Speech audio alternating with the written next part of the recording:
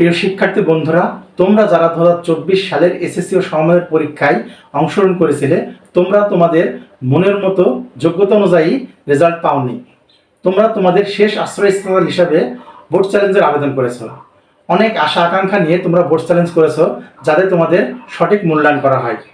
কিন্তু board challenge করলে তোমাদের খাতা পুনর্মূল্যায়ন করা হয় না, শুধুমাত্র পুনর্নিরীক্ষণ করা হয়। বোর্ডের আইনি বাধ্যবাধকতার কারণে বোর্ড কর্তৃপক্ষরা শুধুমাত্র কয়েকটি বিষয়ের উপর তোমাদের খাতার নিরীক্ষণ করে থাকে, তোমাদের খাতা পুনর্মূল্যায়ন করা হয় না। সারা বাংলাদেশ থেকে প্রায় 6 লক্ষাধিক শিক্ষার্থী তোমরা বোর্ড চ্যালেঞ্জের আবেদন করেছো। বিগত বছরগুলোর বোর্ড চ্যালেঞ্জগুলো দেখলে দেখা যায় শতকরা 1 বা 2% শিক্ষার্থীর রেজাল্ট পরিবর্তন হয়। সেই হিসাবে এবারও এর ব্যতিক্রম হবে না।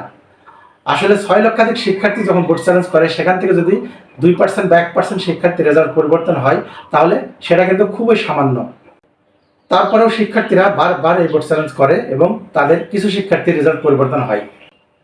আসলে অনেক ধরনের শিক্ষার্থী তাদের রেজাল্ট পরিবর্তনের জন্য আবেদন করে থাকে।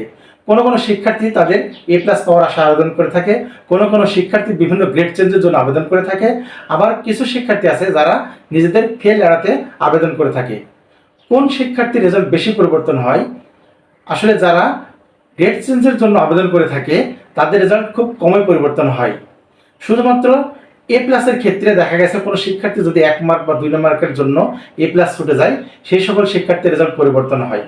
আর সব থেকে বেশি রেজাল্ট পরিবর্তন হয় ওই ধরনের শিক্ষার্থীর যারা পাশের জন্য আবেদন করে। এক বিষয়ের জন্য বা কয়েক মার্কের জন্য যে সকল শিক্ষার্থী ফেল করে, সেই সকল শিক্ষার্থীর রেজাল্ট বেশি পরিবর্তন হয়। কারণ অন্যান্য শিক্ষার্থীর রেজাল্টের গ্রেড চেঞ্জের পরিবর্তনের চাইতে ফেল শিক্ষার্থীকে পাশ করানোটাই বেশি গুরুত্বপূর্ণ বলে মনে করা হয়।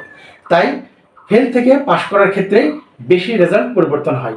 তো প্রিয় শিক্ষার্থী বন্ধুরা, যে সকল শিক্ষার্থী তোমরা 2024 সালের এসএসসি ও সমমানের পরীক্ষায় ফেল করেছো 1 সাবজেক্টে বা 2 সাবজেক্টে, সেই সকল শিক্ষার্থীর রেজাল্ট পরিবর্তন হয়ে পাশ হোক, এই প্রত্যাশা করে আজকে এখানে শেষ করছি। ভিডিওটি দেখার জন্য ধন্যবাদ।